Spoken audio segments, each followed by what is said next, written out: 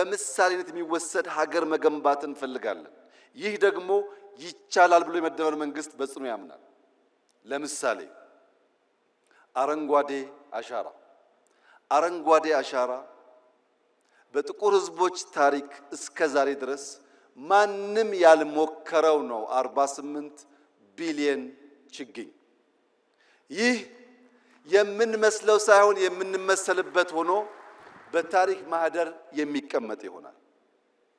እያንዳንዱ የጥቁር ዘር እንደሚችል፣ እንደሚያስብ፣ እንደሚቀናጅ ተሰናስሎም ትልቁን ነገር ማሳካት እንደሚችል አንድ ማሳያ ተደርጎ ሊወሰድ ይችላል።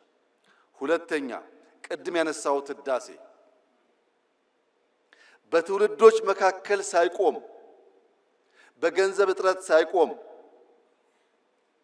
በኮሮና ሳይቆም፣ በጦርነት ሳይቆም ኢትዮጵያውያን ያላቸውን ቁጭት በዚህ ልክ መግለጥ ከቻሉ የትኛውም የጥቁር ዘር ትልቅ ነገር አስቦ ሳይለምን፣ ሳይበደር፣ ሳይለቃ ሊከውን እንደሚችል የሚያረጋግጥ ሁለተኛ ምሳሌ ነው።